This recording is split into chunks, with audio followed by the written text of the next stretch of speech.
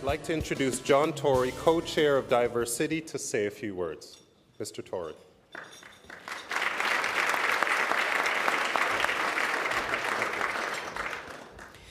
Well, President Nick and Your Worship and ladies and gentlemen, thank you, Nick, for your kind introduction and a very warm welcome, Your Worship, to Toronto. I speak to you today on behalf of Diversity, the Greater Toronto Leadership Project. Ratna Amnavar, who was introduced earlier, she's the president of Maitree. She and I have the privilege of co-chairing this project. And today, Diversity has released its 2-year review, which you each have in front of you on your tables. And I hope you'll take a look at it. Because I think it's an important project, with our goal being to realize on the promise of a stronger and more prosperous Toronto City region through a more diverse leadership across the board in that region. We're engaging new constituencies to build stronger public and private institutions. We're expanding our networks to attract and retain the best global talent. We share our knowledge of the benefits of diverse leadership so more people can understand how rich those benefits are. And we measure. We measure. Only when you measure, and I think many of the people in this room know this, do you get things done, and we've been tracking the region's progress in many different ways. The review that's published today tells you that we have clear goals we set for ourselves, and in many cases we've accomplished those goals ahead of schedule. As one example, I'm pleased to announce today, and it's in the review you have in front of you, that Diverse City on Board, which seeks to match diverse individuals to governance positions on public and nonprofit agencies and boards and commissions, has reached its goal of 500 appointments.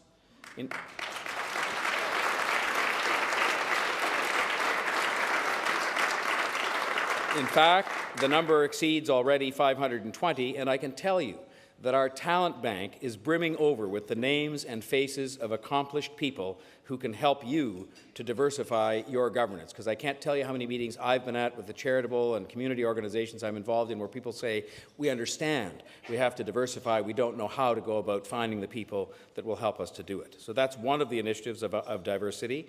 25 new rising leaders have just been selected to join the Diversity Fellows program for 2011. People who will join together to take action on issues critical to the health and prosperity of the Toronto City region. More than 400 mainstream media stories featured the images and the perspectives of diverse experts and spokespersons. These diverse spokespeople and the mainstream media were brought together by the Diverse City Voices program so that people could see through the media a diversity of faces and so that people could see role models from the different communities that make up our wonderful population here. The School for Civics program was mentioned. Mohammed was a part of that. It trained 100 people from diverse backgrounds to participate in the election process in the last couple of months. 12 of those people ran as candidates in the recent municipal elections. These are real programs with real results. We aren't afraid to be measured. We want to be measured. We're not trying to do it alone. We have a great steering committee. We have 166 partners who help us to recognize and take advantage of the diversity advantage in building a strong and fair and prosperous city region. But we need many, many more partners to join with us in recognizing the huge benefits to us and to them, which come from bringing new voices and new perspectives into the conversation and ensuring that people have a seat at the table.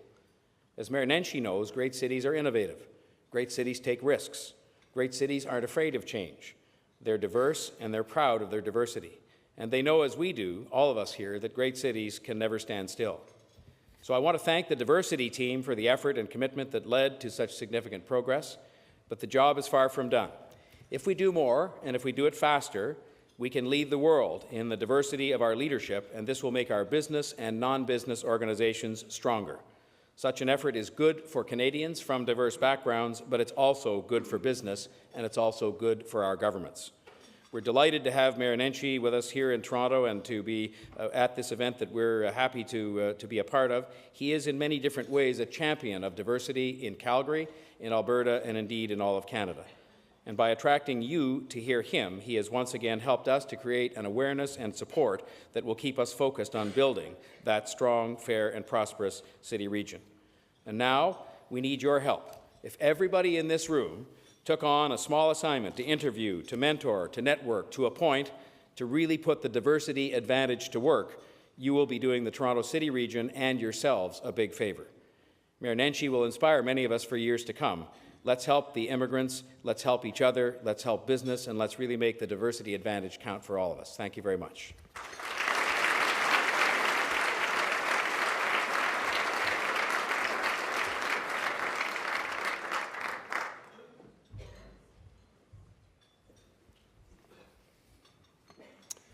Thank you very much, John. We appreciate your partnership and are thrilled with the huge strides Diverse City has made in helping make the City of Toronto great. So thank you.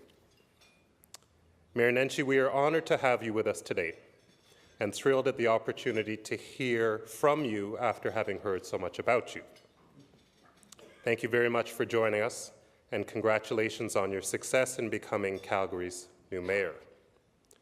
While you were a familiar face to some in this room, I would suggest many in this room prior to last year's campaign, your story was a rewarding discovery for a great many of us. Torontonians have deep personal, historical, and economic ties to Calgary. We have family and friends there. We delight in your fantastic skiing and stampeding. We invest, study, and conduct business in your great city. We share with you the responsibilities, opportunities, and challenges that come with being a major industrial, economic, and cultural hub. And sometimes, not often, but sometimes, we'll forget ourselves and even cheer for your teams. So it was only natural that we would take an interest in the outcome of your municipal elections last fall. What we discovered upon closer inspection was an exciting young candidate, a Toronto-born, Calgary-raised, Harvard-educated son of Tanzanian immigrants, an academic, corporate, and community leader with vision and enthusiasm, a man known to be decisive yet inclusive, passionate yet pragmatic. Ladies and gentlemen, Mayor Naheed Nenshi earned a Bachelor of Commerce from the University of Calgary, where he was the president of the Students' Union. In 1998, he completed a Master's of Public Policy from the John F. Kennedy School of Government at Harvard University. While at McKinsey & Company, he consulted to large telecommunications, banking, retail, and oil and gas companies. After McKinsey, Mayor Nenshi created the Ascend Group, a consultancy that assists the growth of public, private, and nonprofit organizations. He also taught nonprofit management at Mount Royal University's Bissett School of Business. Mayor Nenshi has parlayed his expertise in nonprofit management to assisting organizations across the city of Calgary. Mayor Nenshi has been passionate about cities for a very long time, as evidenced by his lead authorship of Building Up, Making Canada's Cities Magnets of Talent and Engines of Development, a public policy tour de force that arose out of his work with the highly acclaimed Canada 25 movement almost 10 years ago. Today, he joins us to speak about pluralism in the Canadian context, the importance of our cities, and the policies that are required to make them great. Ladies and gentlemen, please join me in welcoming His Worship, Mayor Nenshi, to the Canadian Club podium.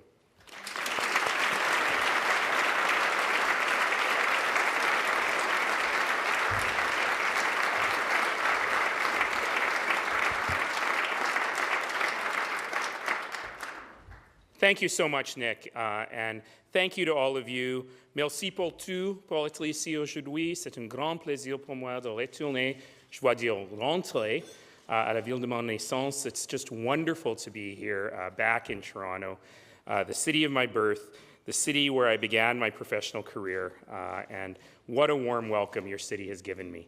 So thank you so much for all of that. I especially want to thank the sponsors of today's event, a great Calgary company of which we are very proud, Enbridge, and my former employer. Another company of which we are very proud, but I can't shake the feeling that they're working on a performance review for me right now. Why did you put them right there? But I am absolutely thrilled to be with you here in Toronto to talk to you a little bit about a great story. And that is the story of Calgary. It's also the story of Canada. And it's the story of our success, our shared future success as a nation as we move on. And what a great place to be doing it here in Toronto. Some of you may have heard that I've actually been a bit disappointed with my trip to Toronto so far.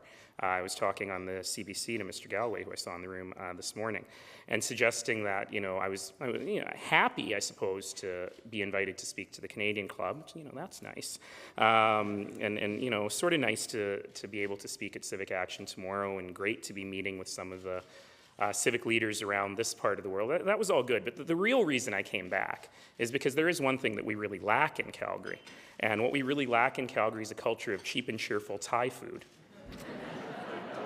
And after I made the invitation, I discovered that Salad King's reopening date has been pushed back 2 weeks. Wall collapsed or something, apparently.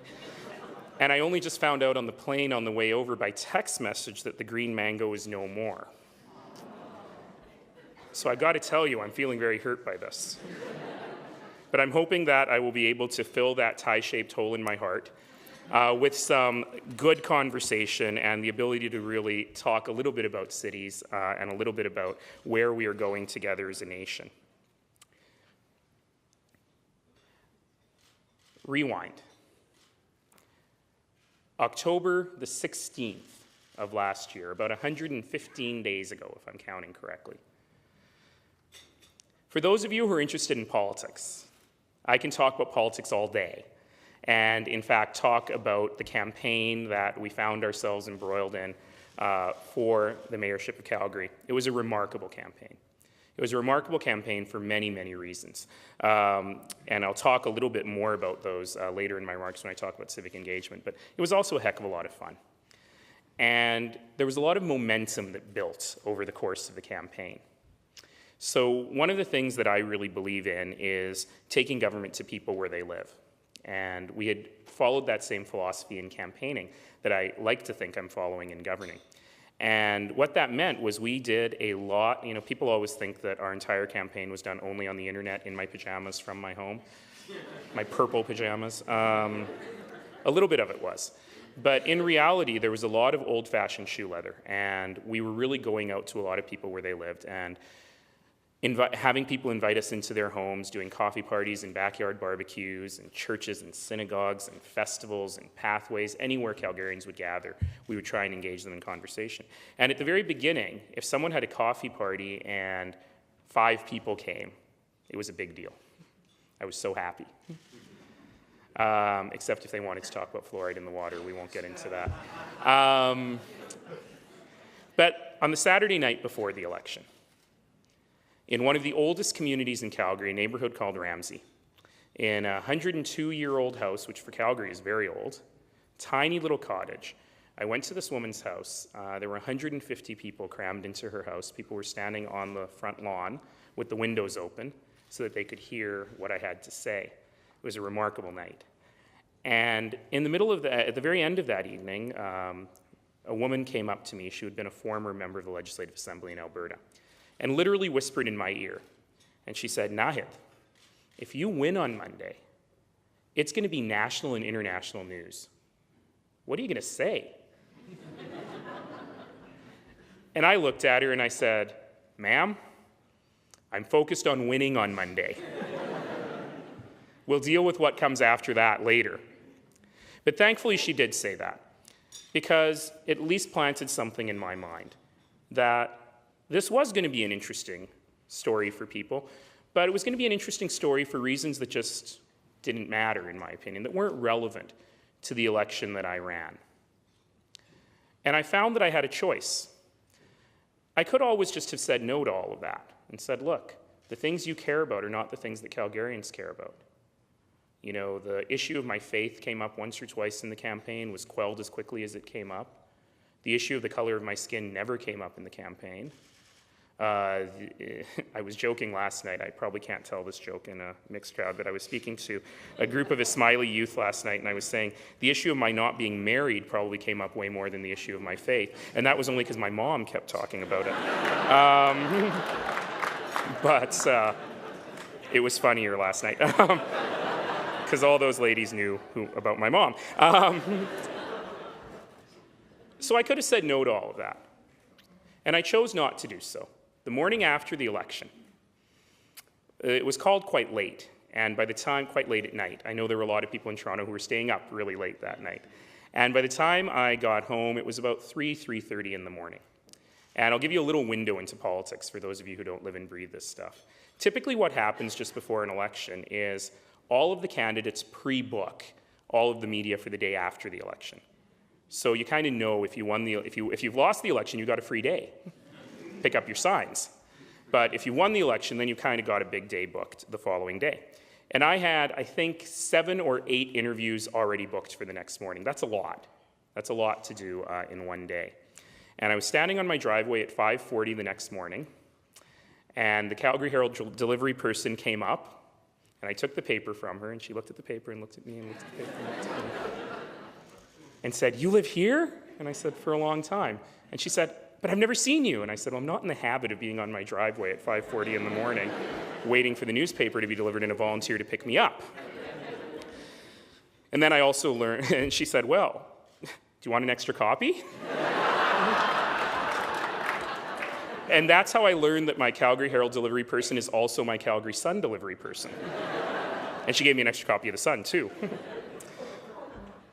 But when my volunteer came to pick me up, 5:40 in the morning, he was on the phone. And here's some foreshadowing for you. When I left him 18 hours later, he had spent about 20 minutes not on the phone. The cell phone bill was 93 pages long. And as we were chatting, he was talking to someone, I don't know who, and said, "Well, he's very busy today. I'm really booking him up. Tell you what, put him live on air right now." Hands me the phone. 5:40 in the morning. On the other end of the phone, I hear, "Ici Radio-Canada Manitoba. Quelles sont vos priorités pour Calgary?" And as you just heard from my French, it's not so good. And I said, "Really? 5:40 in the morning? To the fine Franco-Manitobans of the world. How do you say airport tunnel in French?" And the day went on. Some of you may have seen, I told you that we started with 7 or 8 interviews booked that day. When we finished, we had done 34. Local, national, and international media, including, by the way, a half hour with Peter Mansbridge, who happened to be in Calgary that day, which I have never watched. The reason I've never watched it is because I'm terrified. That was interview number 22 that day. In a tiny hotel room, our knees were practically touching, hot TV lights. I told you he was off the phone for 20 minutes that whole day, my poor volunteer. He was off the phone for those 20 minutes because he was sleeping on the top of Peter Mansbridge's bed. I have no idea what I said. I hope it sounded good. Now that's all sort of funny and self-aggrandizing, I suppose, but the reason that I took the opportunity to have those conversations is because I said to myself, this is a story that must be told. A story that must be told about Canada, and a story that must be told about the way in which my city, Calgary, epitomizes the very best of Canada. And I have to tell you, even though issues of the way I look and where I come from, the socioeconomic background I came from, and so on, were not really part of the election, I did for a moment allow myself to be indulgent over that crazy day. And I thought to myself, you know something? This morning, while I was standing on that driveway, or hopefully shortly thereafter, kids across the city are waking up. Northeast to southwest in every neighborhood of this city. Every ethnicity, every income, every background, every family status. And they're waking up, and across the city, their parents are making them breakfast. And as they're eating their breakfast, their parents are showing them the newspaper, or flipping on the TV, or turning on the radio and telling them about what happened after they went to bed last night. And I hope that every one of those kids, just for a second as they were starting their busy day, thought to themselves, what a country I live in. What a city I live in. Because I know today that I live in a place where I can be anything.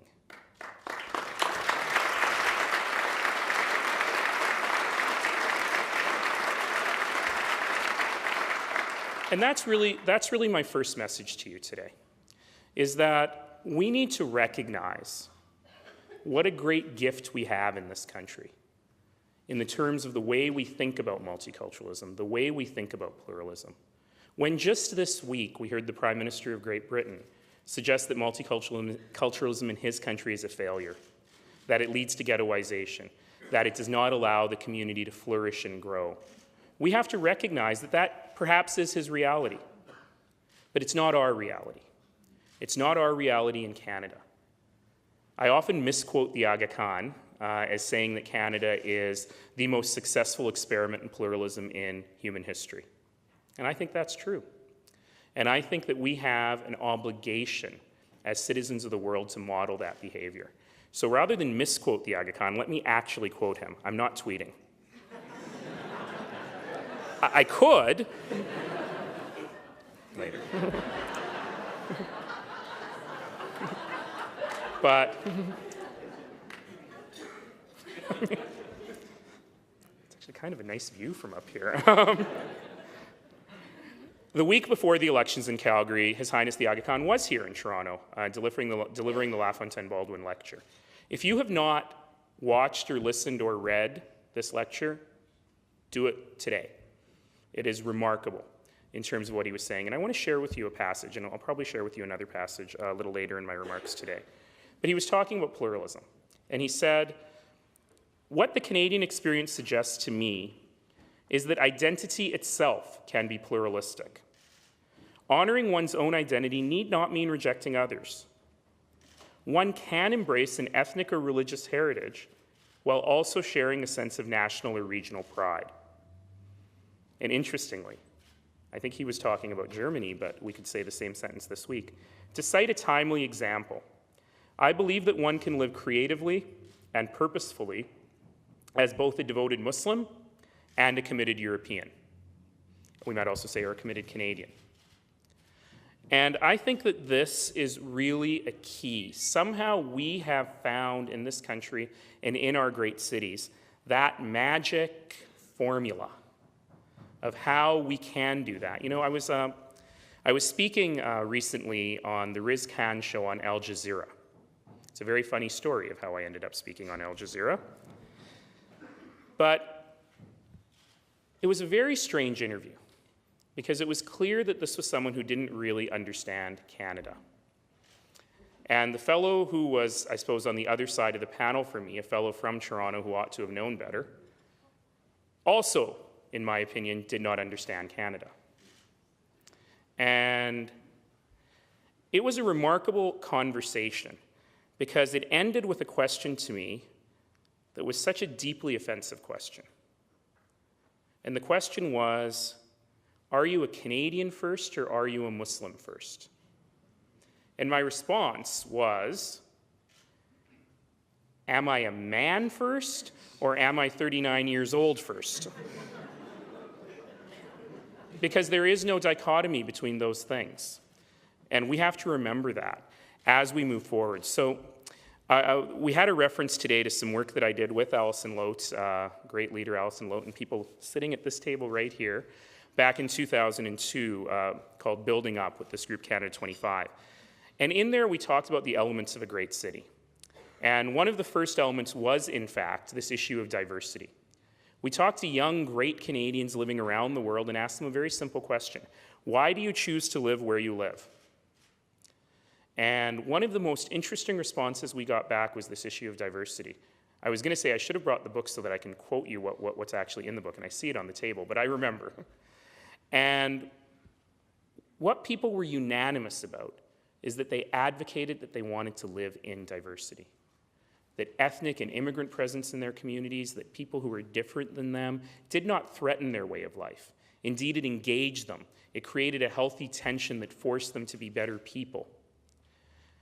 And my career since then, over the last decade, has shown this to be very, very true.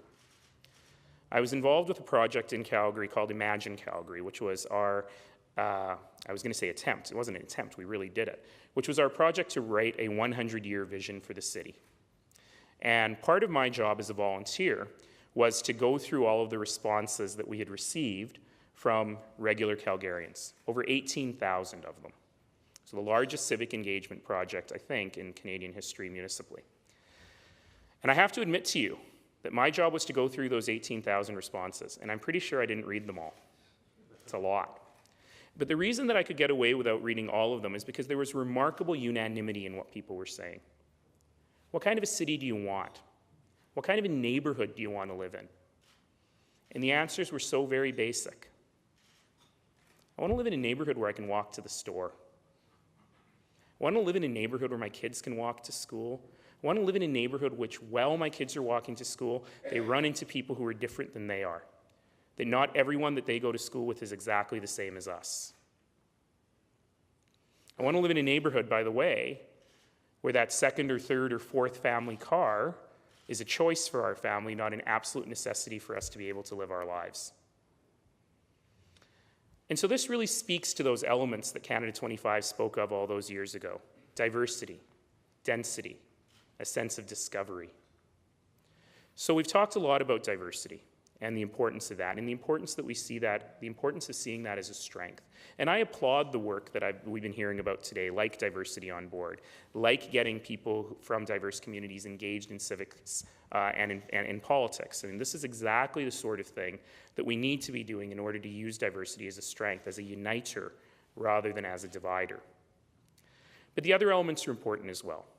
Density, the urban form, the built form, how we help people to live together. I'm a very free market guy. I don't think you get away with as many years as McKinsey as I did without being a free market guy. But I also understand that in the case of the urban design, we do need a bit of regulation. We do need a bit of a guiding hand in making sure that we're building the kinds of neighborhoods that maximize use of our infrastructure, that are efficient, that allow people to live their lives in a way that makes sense.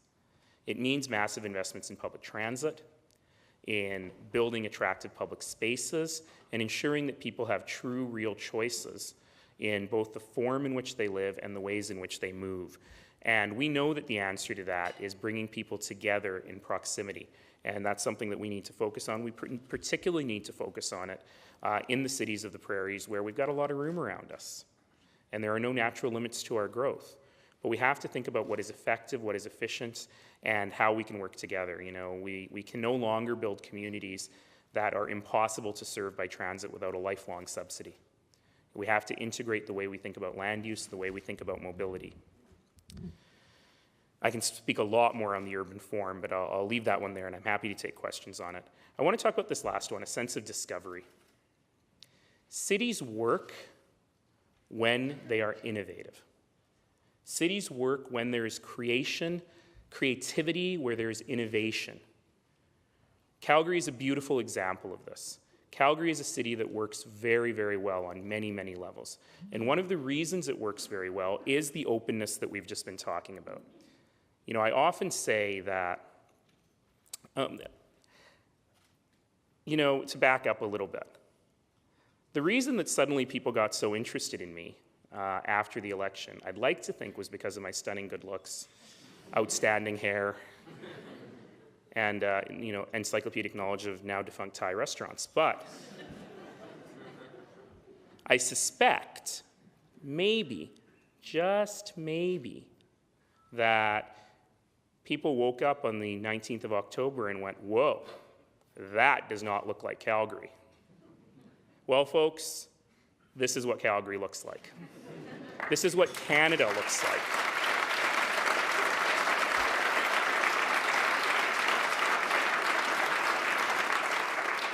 And all of you are what Calgary looks like. All of you are what Canada looks like.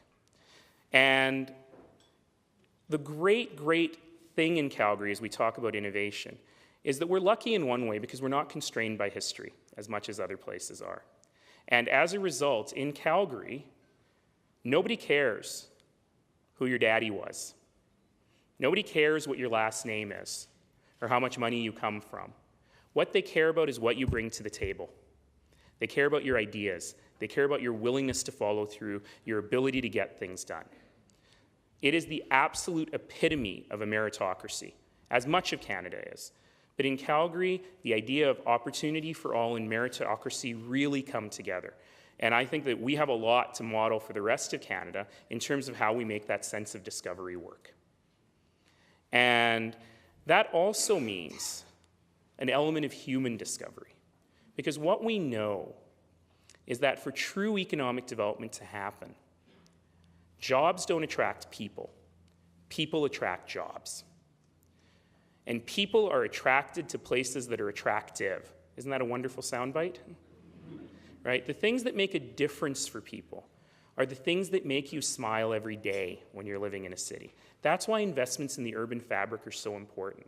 Things like sports and recreation and parks, things like arts and culture and public realm built to a high level of beauty and design and space are so important.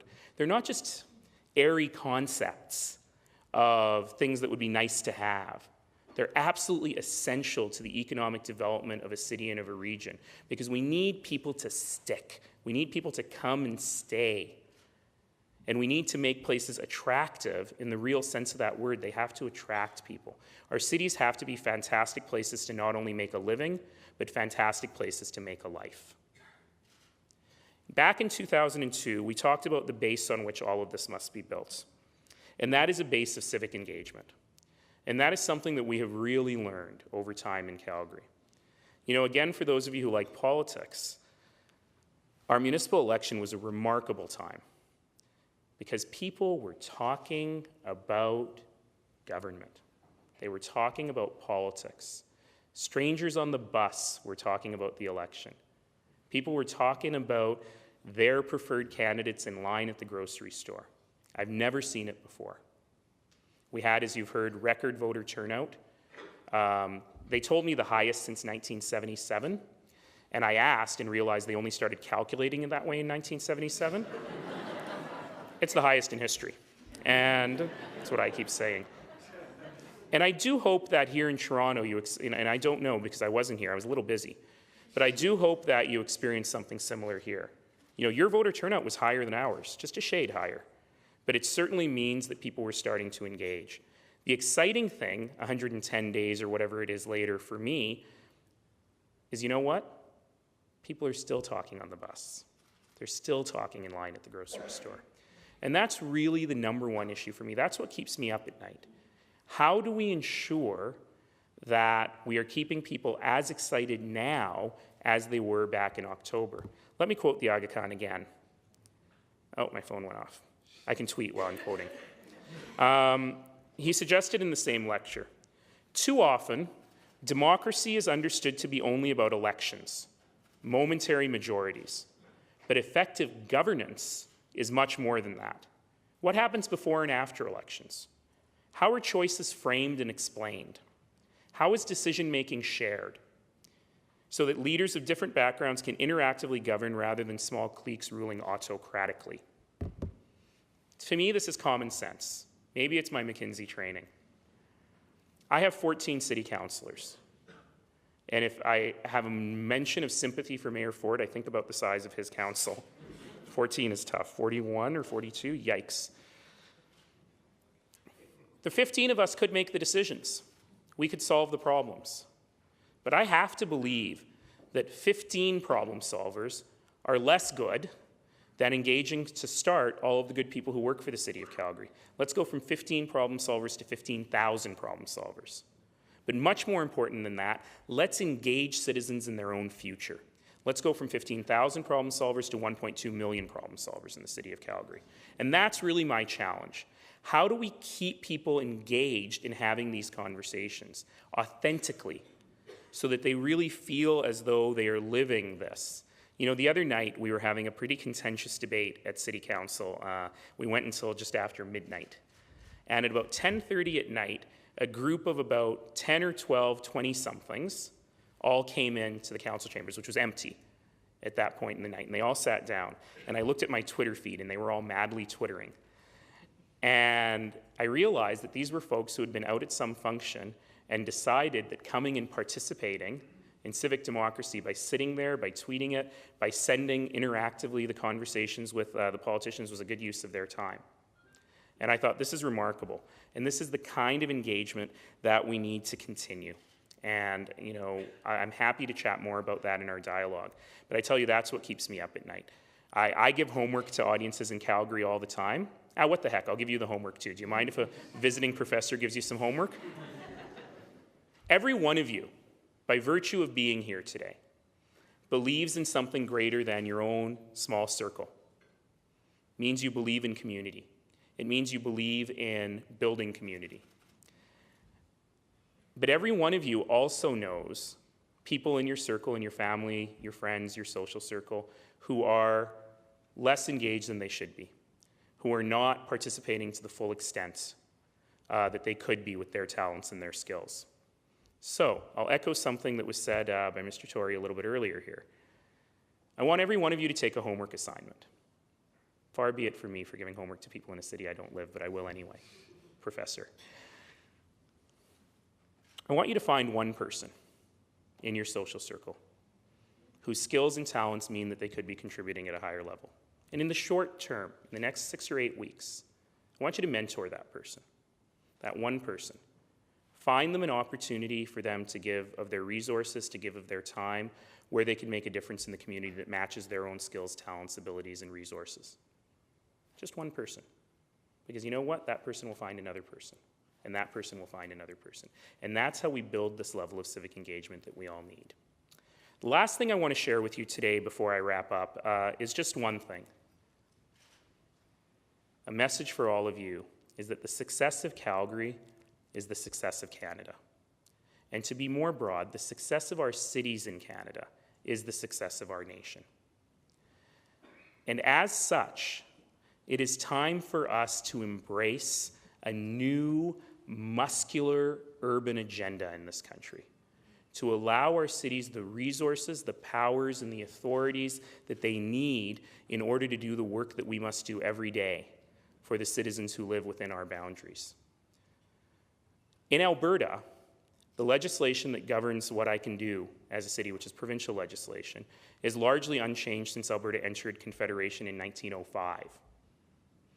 I was speaking in a room exactly like this at the Fairmont in Calgary exactly 1 week ago, and I looked over at a table of 8 to which I had invited my city council members, and I realized that I was actually committing an illegal act. Why is that? Because the legislation says that a quorum of city council may never be in the same room unless there's a public meeting, a city clerk is present, and minutes are taken. Yeah, quorum is 8. There were 7 at the table, plus me is 8. I'm not in jail yet. But how ridiculous is that? Can you imagine if a provincial party caucus could never meet? You know, that's the rules and the constraints in which we operate. And my message to provincial and the federal governments and to those hoping to form government is it's time to talk about cities. It's time to really talk about how we make sure that cities have the resources they need to provide the services that Canadians need every single day, every single hour of every single day. And it's time for us to understand that this third order of government, this order of government that doesn't exist in the Constitution, is actually the order of government that is most important to our citizens' lives every single day.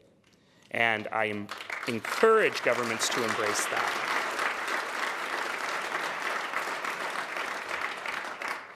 So to all of you, I thank you again for your warm hospitality, for inviting me here. I've got a big job ahead of me. And that is a job to engage with 1.2 million Calgarians in building the better Calgary that we all need. And I hope that today you'll go away here with a new vision and a new fire and a new power to help build the better Toronto that Canada needs as well. Thank you so much.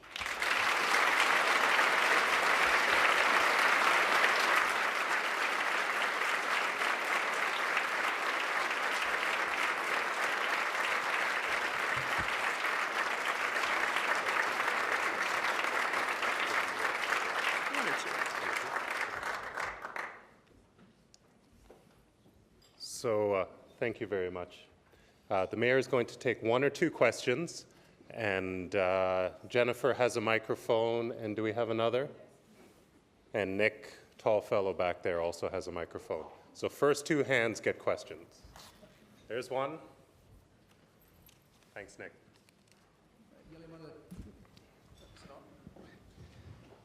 Your Worship? Is it on? It is. Yelling about it. I'm just wanting to ask you, there seems to be a rivalry in the city of Calgary with the city of Toronto that sometimes borders on the ridiculous. And I'm wondering what you're going to do as mayor of Calgary to try and help Calgary understand that they don't need to dismiss Toronto to be successful in their own right.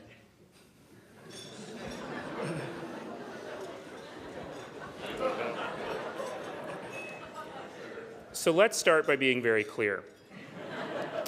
The Flames are in playoff contention.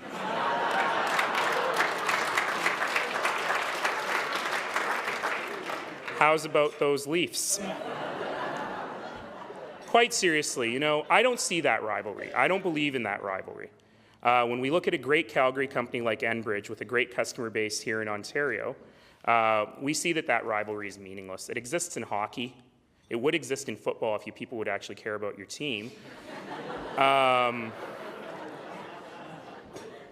But it certainly doesn't exist in what we need to do as a city.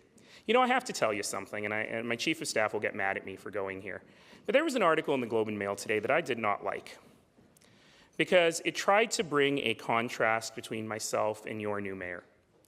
And I think that is not helpful, because we are all rowing in the same direction. In Calgary, the success of Toronto in the things that you do for our country is vital to our success. We want you to do well. And I really hope that you feel the same way about us, that the success of Calgary is also the success of Toronto and the success of Canada.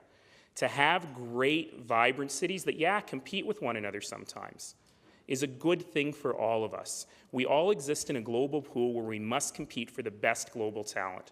We must have the best people from around the world wanting to make their living and make their lives here in Canada, in all of our cities. So I want Vancouver to be deliriously successful. I want Toronto to do so well. I want Montreal to be a jewel for the world. I even want Winnipeg to be great. And I would want Regina to be great, other than that football thing. But that said, we have to be able to work together to make that happen. One more. I can't see anything. Emmanuel Meles, very delighted to hear your worship. The 3Ds agenda that you have about diversity, density, and discovery, I'm wondering, I know you're busy with 1.5 million inhabitants there, but how are you going to use this to inform the national agenda through the Federation of Canadian Municipalities that we have here? Yeah. My primary goal, my primary function in life is looking after the 1.2 million people who put their faith in me to help them build a better community. But I have always said, just as my message to you today was that Canada must model success for the rest of the world, that our cities must model success for one another. And if there are things that Calgary can be helpful in, if there are things that Calgary can model, we're extremely happy to do that. However, where I ended today, talking about the need for this muscular urban agenda, is an issue that faces every single city in this country. I have spoken out on it, as has Mayor Ford, as have many others, and we will continue to speak out on it. Because with a united voice, we represent, after all, 80% of Canadians live in cities. We are not a rural society anymore, if we ever were. And for us to be, we must, without question, be able to advance that agenda together. And I really look forward to working with my colleagues at the Federation of Canadian Municipalities and the Big City Mayors Caucus to make sure that message is well heard. Thank you all.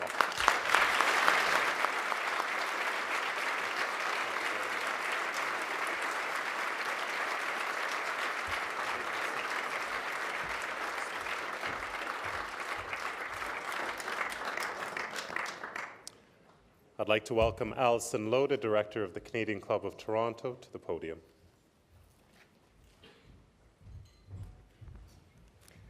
Thank you, Nick, and thank you, Mayor I almost called you Mayor Naheed, Mayor Nenshi.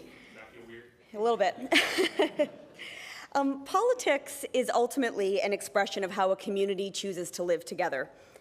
During Calgary's election campaign, a newspaper reporter described that campaign as changing the definition of what a city could be. And may I add to that, changing the definition of what a country can be. As Mayor Nenshi said this morning on Metro Morning, it began a process that aims to get citizens engaged in conversations about politics, and in full sentences, no less. And it's premised on a belief that our public life can tap citizens' desire for a better future. So on behalf of all of us, thank you, Mayor Nenshi, very much for coming back to Toronto and for sharing your vision for that future with us today. Please come again anytime.